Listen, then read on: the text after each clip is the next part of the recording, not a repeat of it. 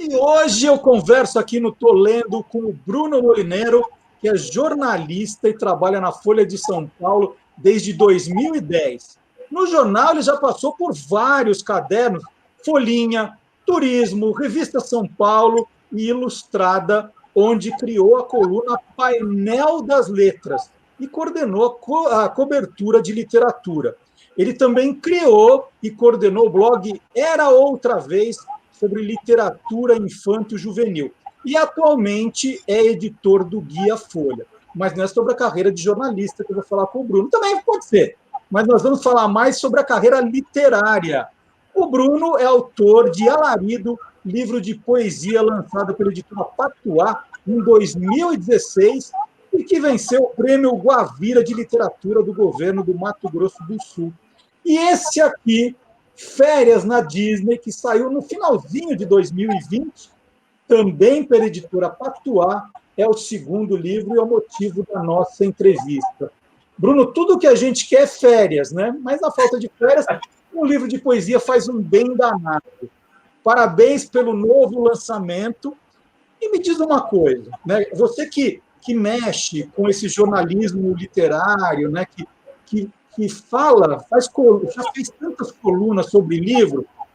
Poesia é um gênero que tem pouquíssimo espaço de divulgação, não é? Marcelo, obrigado primeiro pelo convite e pela leitura do livro, né? Que acho que isso é o mais legal, que eu fico mais alegre que você tenha lido, enfim, e me trazido aqui para bater um papo. Sim e não, na verdade, eu vou te dizer, assim, eu acho que tem duas respostas aí. Eu acho que no universo tradicional de mídia, nos jornais, etc., acho que a poesia tem pouco espaço, sim, mas porque ela ocupa, eu acho que uma fatia do mercado editorial que não mexe com cifras tão grandes. Aí você pode pegar alguns exemplos que mexem, assim, que tipo a Rupi Kaur vendeu milhões de exemplares no Brasil e sim, foi um best-seller e deu muito dinheiro aqui, mas é uma exceção, né? Então acho que não é algo financeiramente tão viável para as grandes editoras. E outro que acho que a fatia de leitores, se você for comparar com os romances, talvez ela seja um pouco menor. Eu também não caio muito nessa pegadinha de que ninguém lê poesia. É mentira, lê. E lê bastante, inclusive. Mas talvez, se você for comparar com os romances, seja uma fatia do leitorado um pouco menor. Então, você acaba tendo, né, quase uma consequência, menos espaço na mídia tradicional. Por outro lado, tem muita gente falando de poesia por aí. Se for pegar rede social, se for pegar youtuber, se for pegar contas do Instagram, se for pegar, enfim, as coisas um pouco mais fora do eixo, fora dessa mídia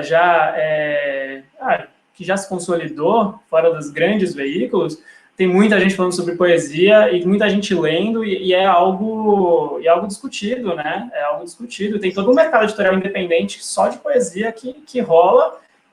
Enfim, vivemos tempos esquisitos, né? Que ninguém se encontra, mas existem feiras só de poesia. O encontro da poesia, pelo menos em São Paulo, que é onde eu caminho melhor, é muito interessante, assim, tem todo um circuito que existe, as pessoas dialogam e trocam, é bem legal, assim. Você acha que tem muita gente que ainda olha aquela poesia, que era a poesia antiga, das rimas, que não tem nada a ver com o seu livro, por exemplo, que é uma linguagem mais moderna, os temas são mais atuais.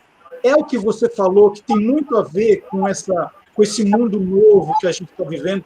As pessoas não foram apresentadas para esse tipo de poesia ainda? Eu acho que sim, e aí, enfim, é uma discussão complexa, né? Porque, enfim, a fatia de leitores no Brasil já é um pouco pequena, né? Eu não lembro as últimas pesquisas de retrato da leitura que dizem quantos livros são lidos por ano no Brasil, mas a última que eu lembro é bem pequena, era tipo 2,1 livros por ano, sendo que um é a Bíblia, né? E aí eu desconfio que, inclusive, as pessoas não leram a Bíblia, porque, a Bíblia é um livro muito complexo, então dizem que lê a Bíblia, então, na verdade, lê um livro por ano. E que livro é esse, né? E, geralmente não é um livro de literatura contemporânea, e aí eu acho que o romance contemporâneo ainda tem um pouco mais de entrada. Eu fico muito feliz, por exemplo, quando Hoje eu saio pouco, mas das vezes que eu saio, e aí eu vou a alguma livraria, eu vou a algum café, no final do ano eu peguei um voo e tinha uma pessoa com Torto Arado, por exemplo, do Itamar Vieira Júnior. E é um livro incrível, é um livro que ganhou todos os prêmios ano passado, é literatura contemporânea, e eu acho que ele conseguiu furar a bolha, por exemplo. Mas eu acho que isso é mais comum com o romance. Com a poesia é um pouco mais difícil. Ela fica entre os 5, 6... Mentira, mas 50 leitores de poesia, 100 leitores de poesia contemporânea que existem. E é difícil furar essa bolha. Agora, por que isso acontece? E aí vem a sua pergunta de que existe um certo preconceito de que a poesia é aquela coisa rimada, poesia é o Camões, poesia é aquela poesia estranha do Machado, né? Porque ele não é um bom poeta, eu não considero, pelo menos, talvez tenha gente que goste da poesia do Machado, mas eu acho uma poesia meio ruim, que é a poesia, não sei, do Olavo Bilac, que rima, que tem uma estrutura fixa, que muitas vezes é difícil, que ela bloqueia o entendimento, porque ela não é feita para ser entendida, é um exercício estético, né? Vale mais usar palavras bonitas, imagens impactantes, e menos passar uma mensagem, passar um recado. E eu acho que isso tem muito a ver com a escola, tem muito a ver com a formação. Foi por isso que eu falei dos poucos livros por ano. Eu acho que a escola, que é onde se desperta o gosto pela leitura, se não for em casa, mas geralmente é na escola, ela não apresenta a literatura contemporânea, né? Ela não vai apresentar um livro enfim, conversa com o leitor de hoje, que conversa com o adolescente. Ela não vai trazer uma poesia de slam como regra geral. E eu acho que, sinceramente, o slam, que é poesia e é rua, e, enfim, é uma molecada que produz hoje, forma mais leitor e é muito mais interessante do que a poesia do Olavo Bilac. Talvez o caminho deve ser o inverso, né?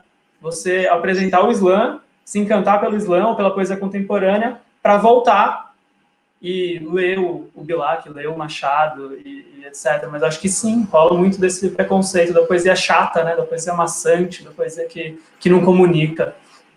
E o que você está dizendo, Bruno, é perfeito, porque tem muito jovem que vai dizer que não gosta de poesia, né? Fala, não, eu não gosto de poesia. Mas se olhar a poesia que você e outros poetas contemporâneos fazem hoje, isso é totalmente musical, né? Porque assim, não a letra, os temas, né? O que você trata aqui é a música que eles ouvem, a música que eles cantam, né? Falta justamente isso de apresentar e falar, olha, não é só Olavo Bilac, Gregório de Matos, não é só Camões, tem coisa legal que vocês vão curtir. E é uma leitura muito prazerosa e muito inspiradora para essas crianças. Né? Eles não fazem essa relação poesia e música, né? Eu acho que não, eu acho que como regra não, talvez alguns façam, né, mas com certeza, não à toa o Racionais tem um livro com as letras, é um livro de poesia. Eu acho que o dia que um professor chegar numa escola e começar a declamar uma música do Racionais e declamar, não com todo o acompanhamento, e os alunos prestarem atenção que aquilo que está sendo declamado que parece uma poesia, na verdade a música que eles escutam em casa, a gente ultrapassa um gap bem grande que existe hoje. A gente aproxima esse adolescente, ou essa criança, no caso dos Racionais, um adolescente, da leitura. Eu acho que sim, com certeza, com certeza. E aí depois, enfim, vem toda a discussão de qualidade literária, porque tem gente que vai falar a música dos Racionais não é boa literariamente, os temas não são bons, etc. Eu acho que isso é um segundo passo. É uma segunda discussão. Você começa a discussão por aí, você perdeu o leitor na base, e aí você não chega nem a essa discussão, ela fica vazia, né? O Bruno, quando a gente está falando de ficção, do romance, a gente sabe da estrutura que ela tem quando alguém vai criar um romance. Para fazer um livro de poesia, você começa por onde? Você vai produzindo poesias que você tem uma temática, ou elas vão nascendo e depois você escolhe como quem vai escolher, de repente, fazer uma seleção das melhores que você produziu naquele período. Como é a criação de um livro de poesia? Eu acho que é uma experiência muito particular, né? Eu não sei se o que eu vou falar agora ele serve para outros escritores. Talvez não. Eu tenho uma escrita muito caótica, assim, ela é, enfim, ela é por causa do trabalho, sinceramente, assim, o trabalho de jornalista, você sabe, né, Marcelo, ele é muito instável, e por um lado é bom, porque eu não aceitaria, eu não gostaria, quer dizer, aceitaria sim, mas não gostaria, seria uma pessoa mais infeliz se eu trabalhasse com o horário certinho, das 8 às 6, no escritório, e saísse, fosse tudo planejado. Eu gosto da montanha-russa, que é o jornalismo, só que isso traz alguns problemas, né? Entre eles, a falta de previsibilidade para tudo, inclusive para escrever. E então, eu não tenho hora para escrever. Geralmente eu escrevo de madrugada, na verdade, eu sou uma pessoa mais noturna. E eu nunca, essa coisa do poeta que está sempre escrevendo, que viu alguma coisa, se inspirou, anotou num papelzinho, hoje no celular, e aí depois aquilo vai se tornar um poema, depois de ser muito trabalhado. Eu não tenho muito isso, assim, eu trabalho por projeto. Se eu tenho um projeto, uma ideia de livro, eu vou sentar, vou escrever, vou montar um cronograma e vou tentar fazer as coisas. Às vezes, claro, você emperra e nunca funciona, porque não é uma matéria jornalística que tem que sair, né? É outra linguagem, é outro tempo, é outra coisa. Se não sair, tudo bem, vai para a gaveta, depois volta. Mas eu trabalho por projetos. Se eu não tenho um projeto, eu não escrevo. É isso, aí eu vou fazer outra coisa. Vou ver Netflix, talvez, não sei, vou dar um passeio. Mas se eu tenho um projeto, se aquilo... E é engraçado, porque não é uma escolha tão racional. Eu acho que o livro meio que te escolhe, assim, você pensa numa coisa, aquilo te absorve de tal maneira que você não consegue mais se desvencilhar. Então, se eu estou num projeto, aí eu vou escrever muito, e aí eu não acredito, para mim, não gosto, assim, não acho que o meu objetivo como carreira é fazer uma antologia do tipo, os melhores poemas que o Bruno escreveu nos últimos 5 anos, aí eu reúno e publico. Não, meus livros têm um recorte muito claro, né? O Alarido, que é o primeiro, tem um recorte formal da coisa, todos os poemas têm a mesma forma, são depoimentos em primeira pessoa de personagens, então são os personagens que falam, e esse tem um recorte temático, né? O Férias na Disney, que é o segundo, tem um recorte temático, que é um recorte da classe média. Eu quis fazer uma investigação literária e poética da classe média brasileira, mas sobretudo a paulistana, que eu acho que é uma classe social que ela é fundamental para entender o país. Então, a partir do momento que eu quis fazer essa investigação, aí eu fui produzindo. E, enfim, é um livro curto, tem 90 páginas, mas é um livro que deu muito trabalho, assim, de fazer. O Alarido de 2016, eu comecei logo em seguida, foi lançado em 2020, foram 4 anos de trabalho para chegar nesse formato final. Nesse trabalho seu de jornalista, né, na época que você fazia o painel das letras, fazia toda a parte de cobertura de literatura, você era obrigado a ler quanto, Bruno? Isso te exigia leitura de quantos livros por semana, por mês? Como era esse trabalho? A leitura se tornou um trabalho, né? É muito louco isso, porque eu tinha a obrigação no painel das letras de, enfim, dar as notinhas do painel das letras, que são notinhas exclusivas, geralmente de livros que vão sair, ou alguma sacada mais exclusiva. É um trabalho de investigação, é quase um jornalismo investigativo dentro do mercado editorial, né? Então, isso não te demanda tanto ler livros, porque é mais uma coisa de contato e de conversar. Mas eu tinha que dar uma capa por semana e, pelo menos, e no mínimo, mais uma matéria por semana. Então, nisso já são 2 livros, né? Então, eu acho que dá uma média de 2 a 3 livros 2 livros por semana, eu acho que uma média boa, e isso contando os livros do painel das letras e da Ilustrada, porque antes, junto com tudo isso, eu tinha ainda o blog Era Outra Vez, que era um blog de literatura infanto-juvenil, que cobria o mercado para esse público, né, para crianças e adolescentes, também dentro da Folha. E aí, como os livros são mais curtos, eu fazia 3 posts por semana. Aí, se você colocar isso nessa conta aí, colocar junto os infantis, aí já ia para uns 6, 7 livros por semana. É uma coisa muito louca. O que é ótimo, porque você lê, conhece o mercado, mas você deixa de ler os livros que você quer por vontade própria. Assim, são as 2 faces da moeda. Assim. E ler demais te atrapalha na hora de escrever? Eu acho que sim, tanto que quando eu estou escrevendo um livro, eu nunca escrevi um romance, né, por vários motivos, entre eles a falta de tempo. Eu falei isso numa entrevista recente para a Ilustrada e ficou parecendo um pouco que eu escrevo poesia porque é mais rápido e fácil. Na verdade, não é isso, é que o romance te absorve de tal maneira que você tem que entender quem são aqueles personagens, você quase tem que fazer um mapa astral dos personagens para saber o que é, e não pode ter nenhuma inconsistência histórica, né? Você não pode falar que aquela rua existe, sendo que ela não existe, ou que ela termina numa rua que não termina, enfim, é uma coisa que te demanda muita energia, né? E eu nunca escrevi um romance por falta de tempo, assim, porque... E outra, o Jô fala isso, né, que você precisa escrever todos os dias, né? E eu não conseguiria escrever todos os dias um romance, porque cada dia é um dia, é muito louco. E aí eu imagino que isso tenha mais a ver na hora de escrever prosa, de você não se influenciar por outro livro, né? Você está escrevendo um romance e lê um romance de algum autor que você gosta muito e acaba trazendo aquilo para o seu texto, né? Emulando um estilo no seu texto. Na poesia isso tem, eu acho que pode acontecer bastante, e quando eu estou escrevendo, num período de escrita mais... com mais afinco, com mais horas por dia, com mais... progredindo mais no livro, eu não leio poesia, eu leio só prosa. Eu não pego... porque eu já me vi, assim, abrindo um livro, a antologia poética do Bandeira, por exemplo, para ler, que eu amo o Bandeira, para mim é o maior poeta brasileiro, e aí, de repente, você começa a copiar umas coisas, algumas ideias que você fala, nossa, que ideia genial, mas, na verdade, a ideia não é sua, a ideia é do livro que você lê, é do Bandeira, que já escreveu isso nos anos 20, sabe? Então, eu evito. E eu sou um leitor mais de prosa também, eu acho que a minha poesia traz um lado mais prosaico, eu acho que tem muito a ver com isso também. Agora, Bruno, a gente está falando aqui que a poesia deveria ser apresentada na escola, né? Você criou esse blog, Era Outra Vez, de literatura infantil juvenil. Está nos seus planos, e aí vou ver se eu descolo uma nota para o painel das letras em primeira mão aqui, fazer o próximo para crianças? Sim, completamente.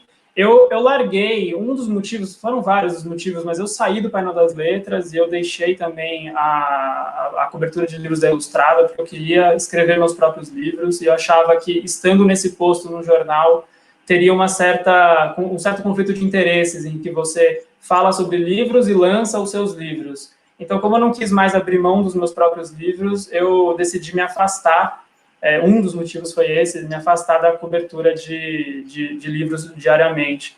E o outro motivo de eu ter encerrado o blog sim por isso, porque eu quero lançar os meus livros infantis, sim. É uma linguagem que eu acho fantástica. Eu acho que o Brasil é um dos maiores países de produção de livro para crianças. A gente tem autores e ilustradores impressionantes, assim, é uma produção da maior qualidade, que deixa, nossa, não deixa a desejar para nenhum país, para nada, assim. E eu quero sim, eu tenho um pronto, na verdade, aí é o furo do Marcelo, eu tenho um pronto, e tenho outro em produção, mas ainda acho que são objetivos mais de longo prazo, talvez para o ano que vem, para outro ano, mas sim, eu acho que eu não me sentiria completo se eu não tentasse ou não lançasse os meus livros para criança. Até porque, foram muitos anos, né, desde a Folhinha, eu entrei no jornal, na Folhinha, lidando com criança, e fui parar de mexer diariamente com criança 2 anos, ano passado, na verdade.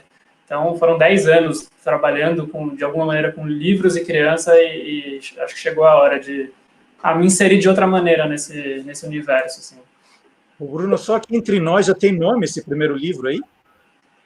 Tem nome, mas eu não falo o nome porque talvez ele mude. Eu não sei se eu estou contente ainda com esse nome. Então, talvez eu mude. Ele está ainda em reflexão, eu diria. Mas tem, ele tá meio pronto, a história está pronta já. Claro, vai ser revisada, tá num período importante, acho, para o livro, que é o período de descanso. Ele fica descansando, dormindo na gaveta ali, e aí daqui um tempo eu releio ele para reeditar e mexer coisas, e tá nessa fase. Não, essa fase é importante mesmo. A gente sai um pouco do livro, né, deixa a história um pouco de lado, para depois rever, para achar justamente as inconsistências, para trocar alguma palavra, para ver ideias que podem ser melhoradas. eu chamo do... Agora tem banho-maria ali, esperando a nova leitura, né? Não na gaveta. Sim, total. E olha que legal, deu um furo, então, no painel das letras, contando que vai ter novidade do Bruno logo, logo, mas a novidade do momento é Férias na Disney, da editora Patuá, acabou de sair, te agradeço demais. Está aqui a minha edição autografada pelo Bruno, te agradeço demais. Durante a entrevista, nós colocamos algumas páginas aqui para as pessoas conhecerem um pouquinho desse seu trabalho, mas fica o convite para todos apresentarem para os jovens livros de poesia como esse do Bruno, que é autor também de Alarido, lançado em 2016, livro premiado. Então, agradeço demais, Bruno, foi um prazer enorme. Eu te conhecia mais por e-mail, né? Primeira vez que a gente conversa, assim, olhando um para o outro. Sim. Foi um prazer enorme receber seu livro, ler o seu livro e conversar com você. Te agradeço muito.